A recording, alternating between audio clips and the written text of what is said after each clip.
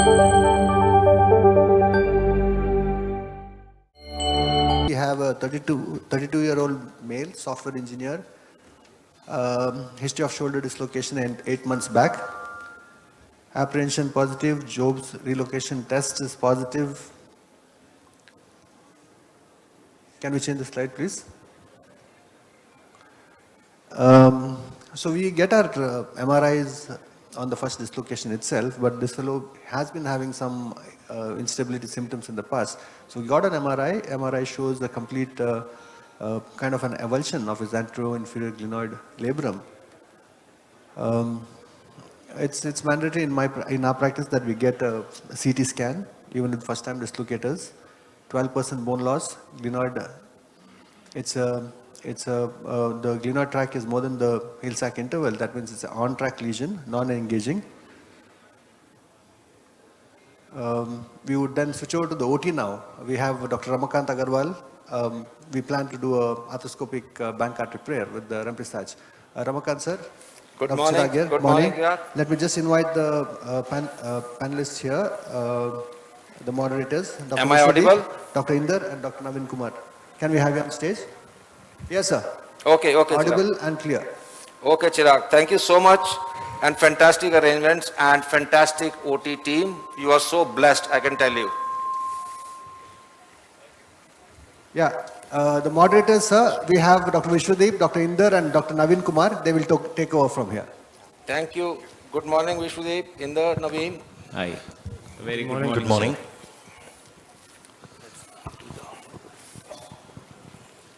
Sir, can you explain briefly what are you doing now? So I am just making another hole for the second anchor of my remplissage. My scope is in the anterior superior portal. I assessed the biceps pathology was not there.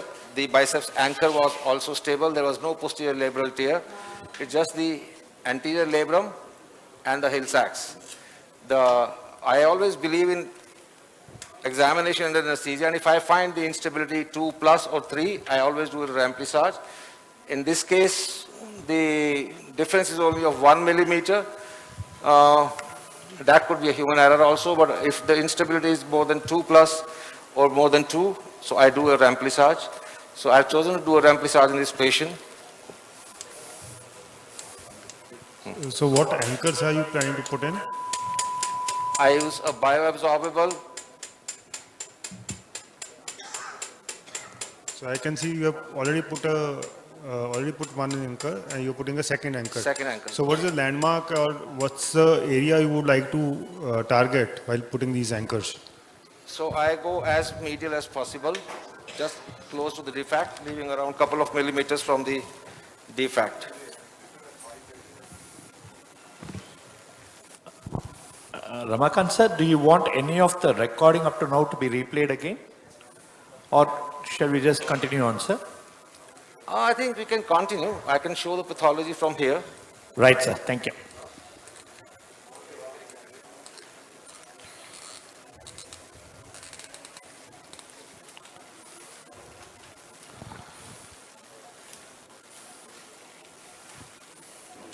Wait. So I just used one thread each anchor for my remplissage. Do you do a mattress kind of repair? No, I just do a simple repair. Of course, a mattress configuration. So when I'm doing a Bankart and remplissage, I first take my bites. Hey, come this way. Bird beak.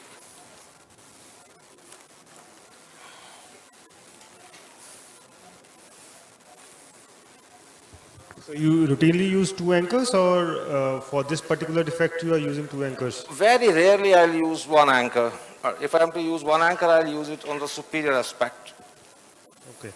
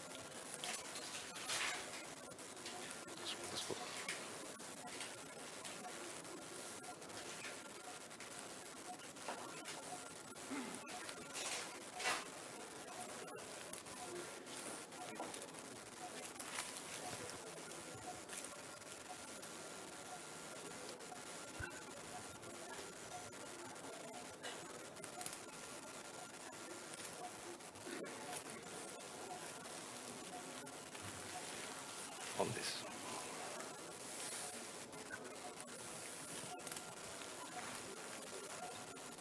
So just taking care that my anchor doesn't unload.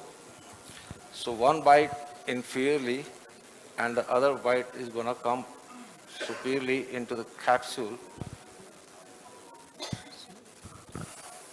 Sir, do you want to mention anything regarding the portals?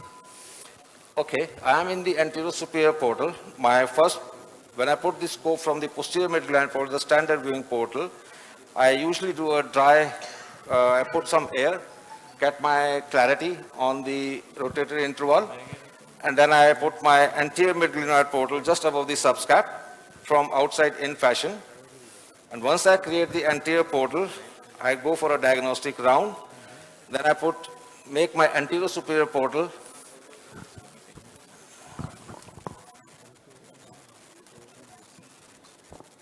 and then switch the scope into the anterior superior portal.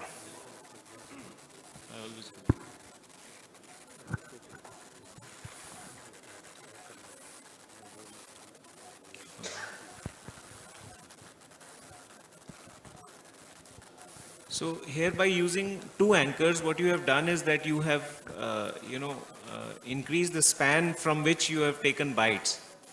Is that so? Because you've already taken out the threads from the anchor. So my inferior anchor the bites are into the capsule, as you can see there. Yeah, Yeah? yeah, And my superior are going to be into the tendon. into the ISP. Yeah.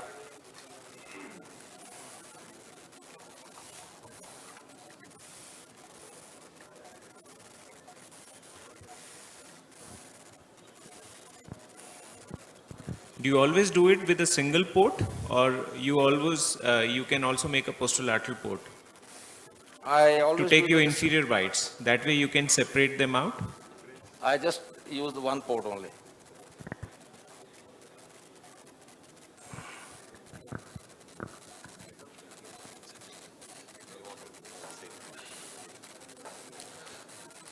So what caution do you practice, sir, to prevent unloading of these anchors? I mean, See, now see, look at this. This way I will unload. And if I pull the other, can you switch the outside? yeah, we are seeing the outside as well. Oh, you're seeing the outside one. So if I'm pulling, so you have taken a loop outside. So if you are pulling this, I don't see any movement at the anchor. So this is a safe thread to take out. Yeah, so your cameraman should always point to your anchor base.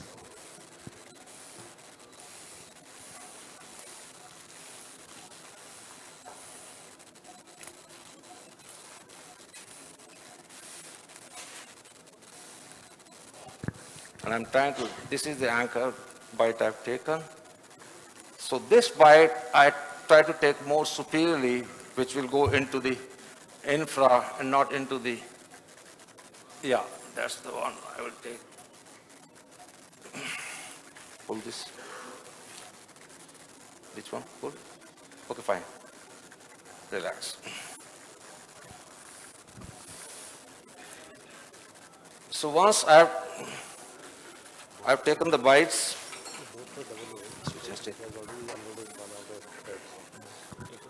You see the bites there? Inferior and superior. And then I'm gonna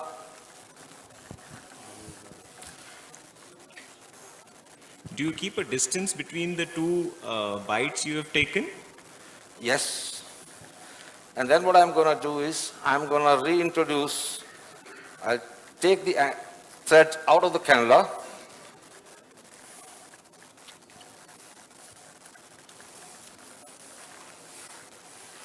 Green.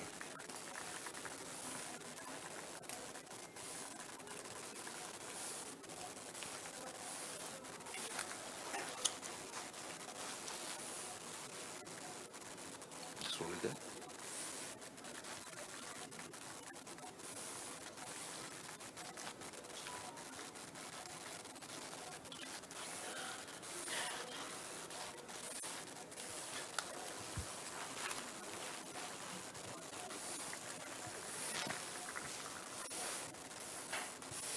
And I'll come back to tying the knots at the end of the procedure. So how much percentage do you think there is bone loss? In this case, the bone loss is around 12. No, in your on-table opinion versus what you see on CT scan, what is your gut feeling about bone Question loss? to answer. I mean, if you want to measure,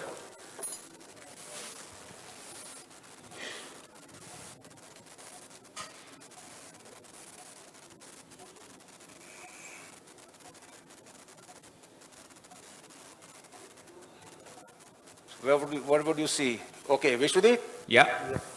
tell me now, what's your opinion? The So, measure is there. so your first mark is at 5 mm? Yeah. So- Okay, let me stabilize it here. Okay. So I think for me, most significant bone loss comes at around 3 o'clock. So this is about 5, 10, 15. So, no, maybe more. So the measurement on here is about 18 mm. What would you say? Where is the center of the glenoid in this? Sorry. How would you measure? So, I would depend on a probe which I have been using regularly and then see how much percentage bone loss there is. Yeah, To so- me, this looks like more than 15% for sure. Okay. So let's say that's the almost the center of this is 1 centimeter, would you say? They're 1? 115. Okay. Let me just pull the canal out. Not too much, just pull it now. Don't unscrew, just pull it now. And you now see the full extent of the glenoid. Yeah, now. Okay, okay. 15%? We are still not out on the posteriorly. Yeah, so how much are you measuring? So this is 5, 10, 10, 15, 20, and still beyond that. Yeah, so, This is yeah, quite- so not 15. Not 15, less than that. Yeah, Agreed? yeah. So probably the CT report is right. Okay. Shaver, please. Give me the switch. So what are the tricks you do now to, Yellow. get some space between the humeral head and the glenoid? Just hold on, please. I mean, No trick really, but just adequate traction and positioning. okay, so now you are into the releases, right? So any tricks on this as well? Sorry? Tricks on the releases? Okay, so so this is something which is important. Ramakant sir, Chirag here. So Yeah, you Chirag. are using a 3-point traction kit. At this point, once you finish your remplissage, would you like to put in your linear traction Yeah, I mean, to open up this joint space a little more, or would you want your assistant to just give that little pressure on your axilla? Hemant and Suhail are pretty good. So, yeah, little bit. Yeah, I think- and I'm there. Yes. Okay, can you just give me the, thank you, Madhuri. You've got a fantastic team, Chirag. Okay, hammer please.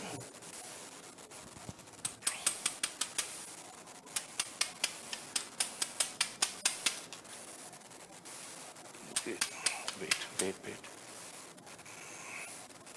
Go.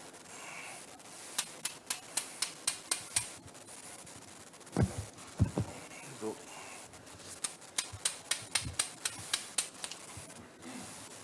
Go. Wait. Go. Go. Go.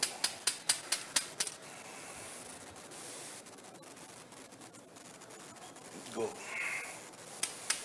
So I like to go to 6 o'clock. Go.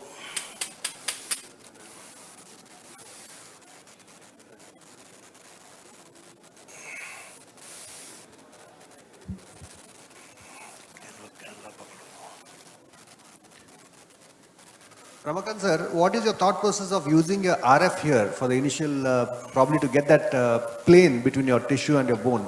I do it, but once I release this, yeah. Sometimes it's not easy to get into the intact labrum and the, yeah. Now once you get a little bit of space, then you can use the RF, yeah. So Dr. Ramakant, the tissue quality seems to be poor. Now what is going on in your mind? How do you plan to make sure that you get good fixation I don't think this is poor quality. Okay. I'll show you why. Just give me 1 second. Okay, go. See, when we look at the, give me a shaver please. When we look at the ligament, the IGHL at 230 itself starts expanding into a sheet.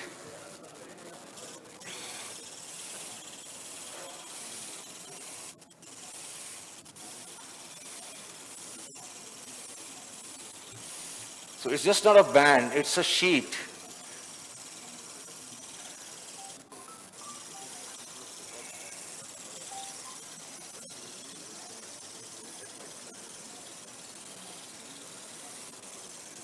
And if we start identifying the sheet, now you see the difference where it is going? Now Yes. you see, that's a whole broad sheet. And that's, I would say, a decent quality. See there. RF, please. So just like a triangular sheet there.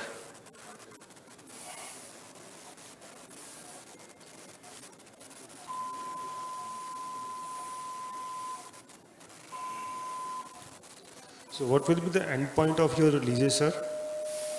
I usually go to 6 o'clock, and if I can, a little bit more. And once I am able to see the subscap, not Yes. only here, but down as well. Lift it up, please.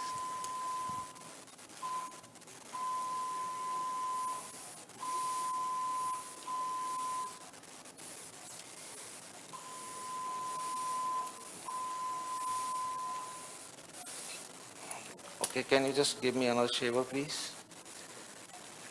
Okay, that seems adequate to me, but let me be sure.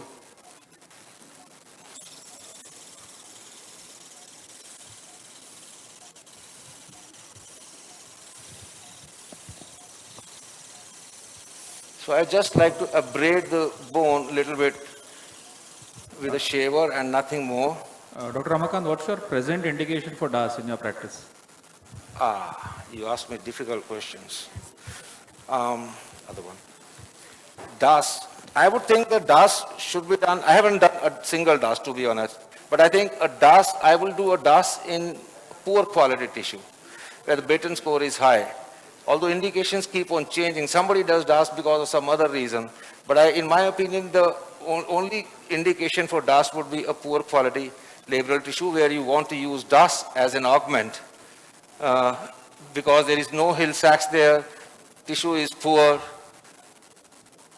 and then you can augment it with DAS. But biceps is something, you kill it, you use it whichever way. I don't know where the word would go. I'm not too sure on that. Okay, shaver again, please.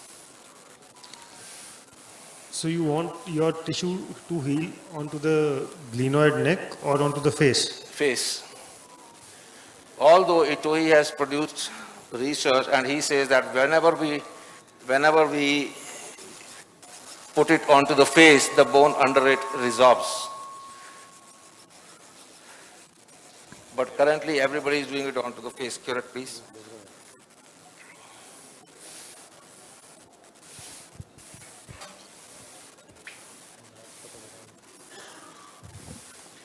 Sir, I think Dr. Prathamesh has finished his case. He would want to have a couple of words before he moves out of the theatre. Can you just switch over Dr. to... Raman Kant, Yeah. we'll just leave you for a minute, sir. Sure. Yeah, thanks. Remove the title. Yeah, Dr. Prathamesh, can we change the arthroscopy also, Suresh? Okay, so we are done with the case.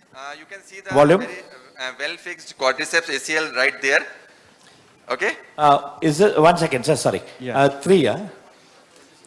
This correct? Hello? Okay, Yes, perfect. sir. Yes, sir. So the quadriceps graft is well visualized. You can see the markings on the top, which was the marking which we need to pull it into the femur. And can you show the outside image, the button right there? Can you show the outside image? So the ABS button is very well sitting here, and as I told you, I used 2 fixation on the tibia. Can you show it on the tibia? Okay, so you can see the ABS button right there. Zoom in. We need outside the picture. So on the ABS button, I am not relying on a single fixation. I have done 2 fixations actually on the top. Beta. Pull it on the top. So I have used a ABS button with a no button tight rope, and you can see that blue suture, that is the extra suture that I have tied separately. Okay, and we have used a number 20 mm ABS button for a larger 10 mm of the tunnel. Okay. And we have visualized our button also on the femoral side, both through the tunnel and through the outside cortex. And actually, it's a very well fixed thing. That's it. Thank you. Yeah, thank you, Dr. Prathamesh. Thank you, sir. A pleasure having you here. Thank you, sir. Thank you, Dr. Thank you, sir. Prathamesh. Thank you. Back to Dr. Raman Kant. Yeah. Both internal and external, please. Suresh. Arthroscope also change. Raman Thank Kant you. sir, you're back. Yeah, I can see that.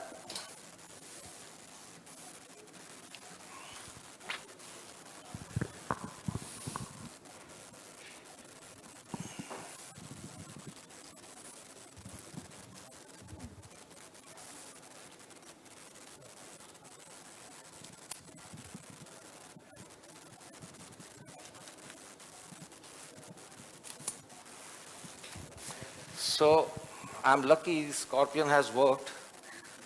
I don't have to use a lasso and struggle. So I always believe that my first anchor has to be not an all suture, but a pure anchor. And I used to measure my shift from this. And I don't put my first anchor necessarily at 5:30 or 5. I put my first anchor wherever, whatever shift I've been able to achieve. So in this case, if I'm coming up to maybe 3:30 or 4 o'clock, I will come rather there and put my anchor. So just hold it. So is this traction suture your routine practice? It's not a traction suture. Chirag, I'm going to fix this anchor. Okay. So you are going to use a knotless on in your first bite.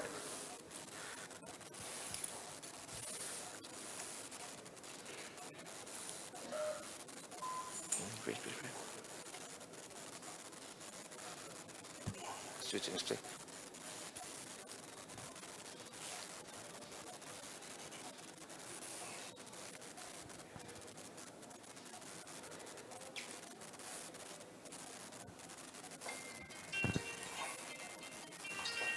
Green.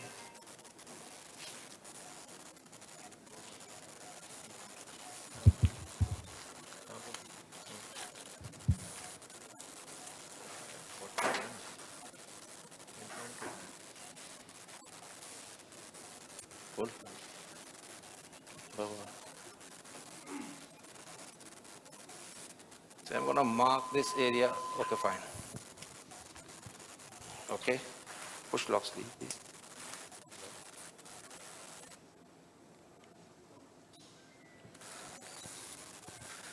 Relax.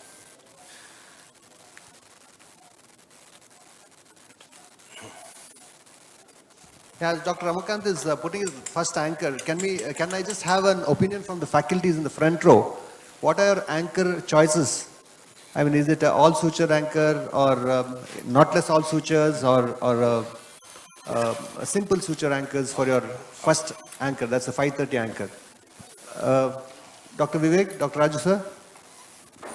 I always use 3 double-loaded knotted anchors, standard knotted anchors, either PEEK or biocomposite. Unlike Raman, I don't prefer knotless anchors. I would have my very first anchor right where the glenoid bends, double-loaded anchor, and 2 double-loaded thereafter. Yeah, Dr. Amit? Is it always the double-loaded anchor for you? No, the inferior most is the double-loaded, and then I use a single-loaded 2-3. But I use all suture anchors. That is not preferred. Vivek sir? Chirag, my lowest anchor is almost always the bio or a PEEK I'm still not very happy, confident about this all suture anchors, because if something goes wrong, if it pulls off, after that it could be mix. But the lower anchor I am still using, either the peak or bio, double loaded. Is there a fear of excess of a capsular shift with this knotless anchors at the first anchor? I guess so. Okay. But it's like, yeah, that's a fear. But if somebody is able to produce a good result, it's fine. Yeah. Dr. Shirish, what's your anchor of choice and what's your anchor placement? Is it always 530 or do you go a little lower? Yeah, so 99% all suture anchors, single loaded. I start not 530 but 5 because that will give me good inferior capsular shift. At least 3 if not 4. So you wouldn't want to extend your tear down below 6? I would go till 6. If I find it is going beyond 6, then I would put an anchor at the posterior side, 7 o'clock. Otherwise 5 is good enough. You have got good bone and all suture anchor works well. In fact, if that pulls out, I still have a lot of bone to put in a conventional anchor as well, if required. Lasso, please. 25. Raman Kant sir, what is your trick? How do you prevent your over-tensioning or over-tightening of your There is capsular nothing shift? called as over-tensioning. I'll tension it as much as I can. Yeah. So left. So as you see, around maybe 4:30, probably, maybe 4 o'clock. That's the shift we have been able to achieve. And I'm still going over this first anchor. I'm going to fix the labrum once more.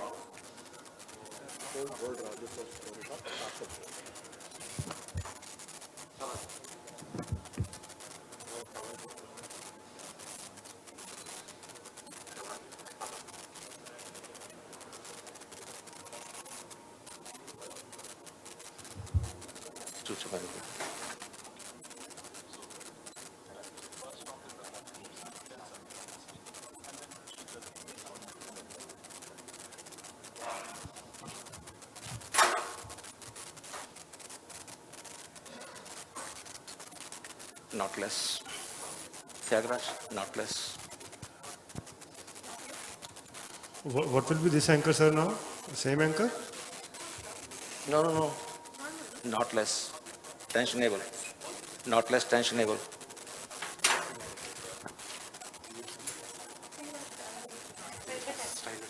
Style it.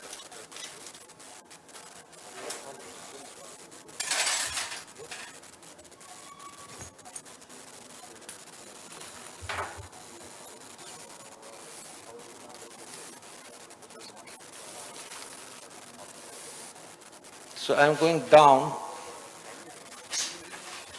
there. Go. Wait. Go. Go.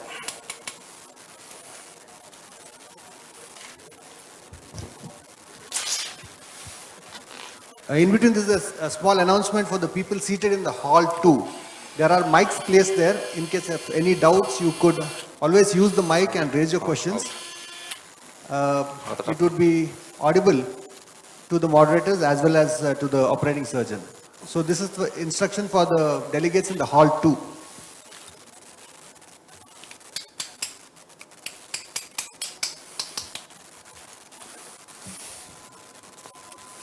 So I find this anchor pretty good.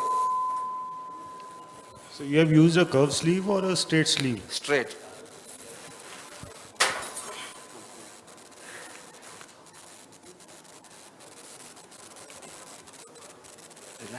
Relax a bit. Don't worry.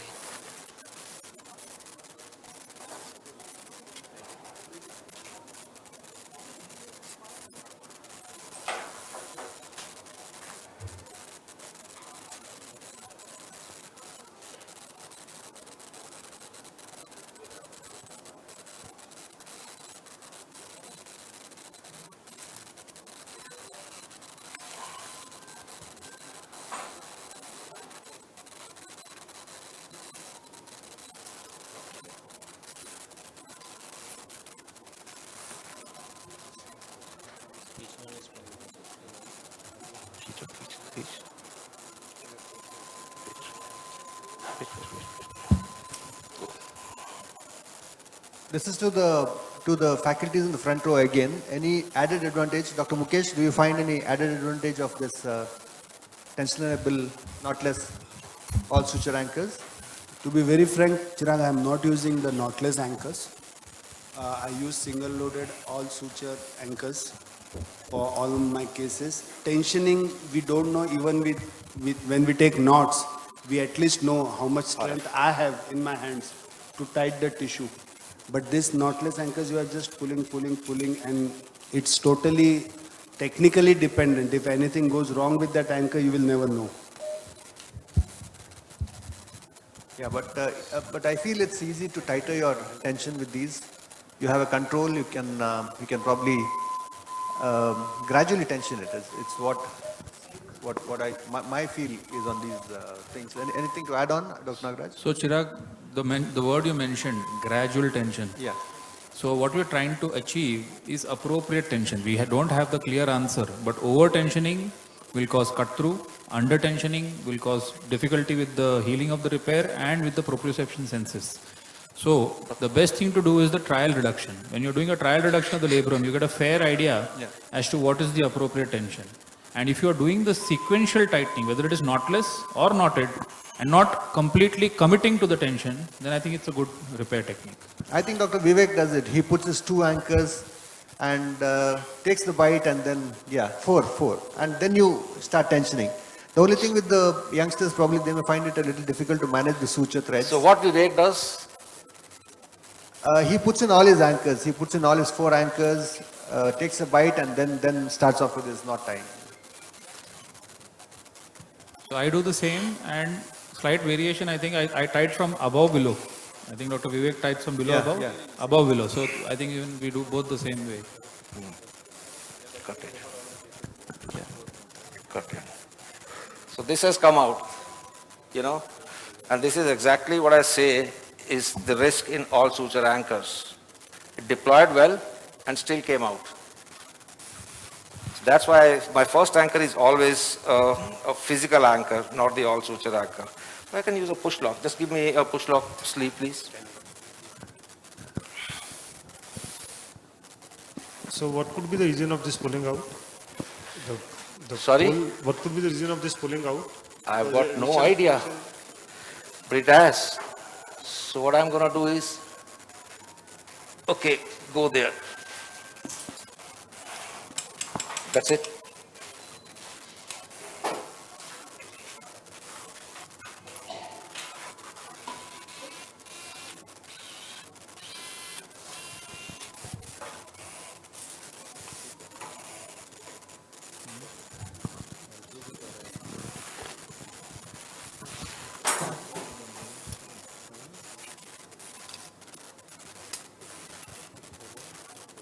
That's one of the things. You've already taken a bite, so you might as well use it as a knotless anchor here.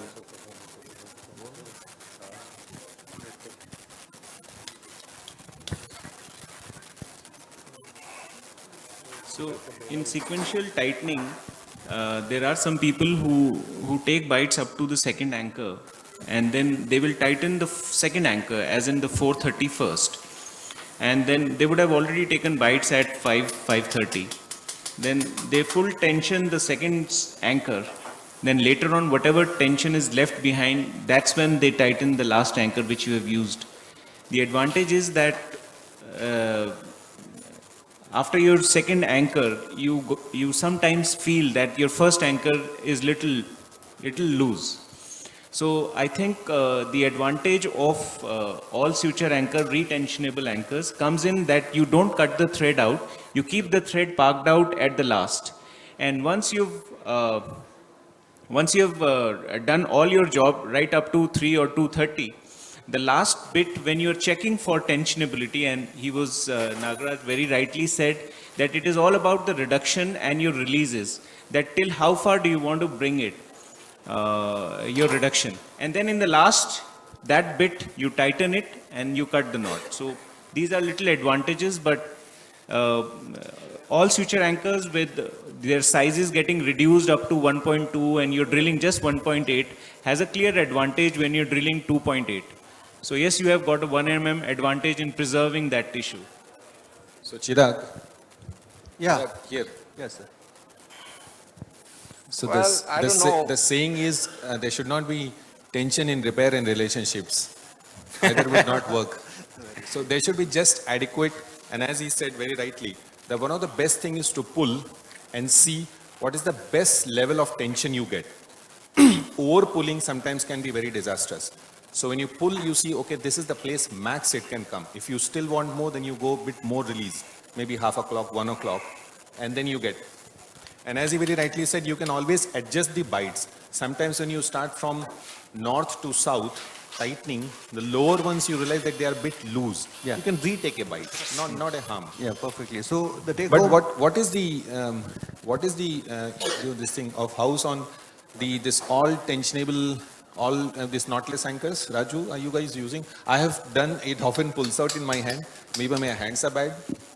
I don't use it, Vivek. Arthroscopic Bankart Repair, as it is a difficult operation, I don't want to make my life even more difficult. No, anybody wish it? no, I do use it, Vivek, sir. I mean, I find it very handy. I mean, Yeah. it's a quick anchor to use. Yes. And it gives you that, I mean, it gives me that flexibility to tension it the way how I want it. But at the same time, my first anchor is always a simple anchor, yes, double-loaded yes, anchor. Yes, yes. That's what I rely on. I think one of the best advantage of a all suture anchor, I find it, if it pulls out, you still can put a bigger anchor into that hole. Definitely. But if a bigger anchor pulls out, you are at loss because you cannot utilize that space now at all.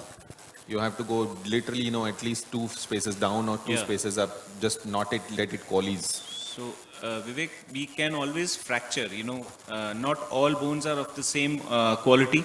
Yes. There is undergoing osteoporosis or there is sometimes an element of a fracture going through.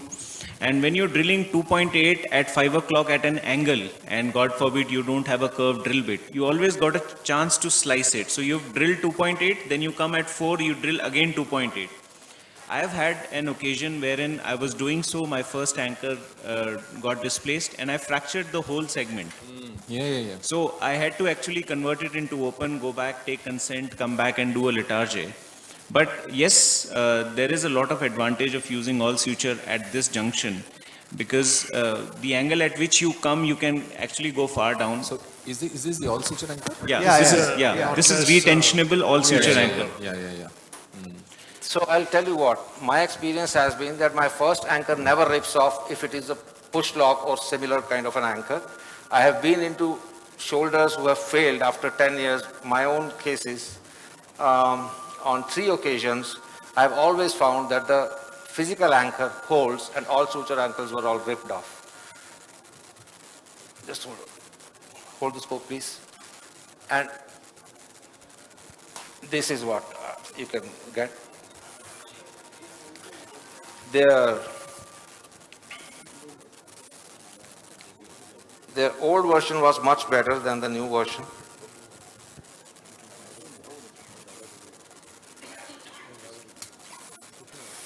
And lasso, please.